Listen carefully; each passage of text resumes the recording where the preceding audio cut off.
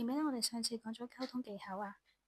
溝通技巧其實就係可以講話主觀嘅角度講出你嘅諗法啦，表達你嘅情緒同感受，而且我哋都可以試下代入對方嘅角度，描述對方嘅感受同埋諗法嘅，中間亦都問問佢嘅意見啦，俾佢有機會回應。咁除咗講之外呢，我哋都可以細心聆聽對方，直到對方表達完畢呢，我哋都可以試下總結佢嘅感受、渴望、諗法等等。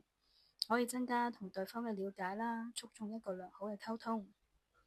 就算我哋識溝通，但人與人之間都好難避免有衝突嘅，因為每個人嘅諗法同埋立場都唔同。我哋唔一定要同意對方。咁如果遇到衝突，我哋又可以點樣處理呢？如果大家係第一次收看呢個頻道嘅話，你好，我係愛情輔導師師。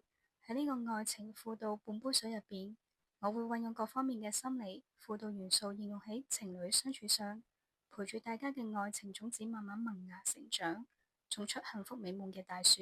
關於衝突，我哋可以睇下以下示範，由男女之間嘅衝突點樣運用一啲嘅溝通同埋化解衝突嘅技巧，令到佢哋嘅關係可以平和翻。你返到嚟又唔換衫，又唔沖牙好污糟，話你唔好坐喺梳化度啦，你快啲去沖涼先啦。我啱啱做完嘢返嚟就好攰啊，坐一陣都唔得。就係唔得，我啱啱先至做完清潔咋，做咗成日我都好攰啦。你又整污糟晒啲地方，你自己有潔癖啫嘛，冇人叫你打掃得咁乾淨嘅。以上例子睇到男女之間對於清潔嘅期望唔同。咁如果我哋真係好似有呢啲類似有意見不合，甚至升級到衝突嘅時候，可以點做呢？其實可以俾對方同自己呢一段時間冷靜，咁我哋先可以有機會傾落去。有需要嘅時候都可以協議揾另一個時間再去處理。可以再睇下以下示範。好啦，我都唔想大家成日因為清潔問題而繼續嘈落去，所以呢，我想我沖完涼之後啦，都俾大家一段時間冷靜，我哋再一齊好好傾下呢個問題啦，好唔好啊？以上示範睇到，其實先生呢都唔想再同太太個衝突加劇，亦都主動提出而家唔係一個好嘅時間去討論處理呢個問題，咁俾大家時間冷靜啦。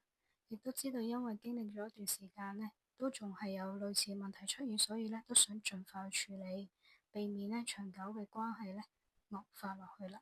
老婆，辛苦你打掃啦，頭先我語氣重咗，唔好意思。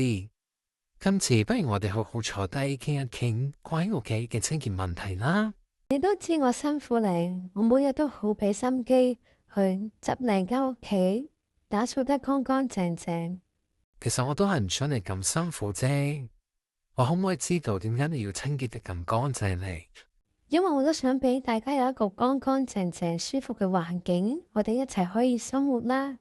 加上而家流感又咁嚴重，更加需要徹底清潔啊！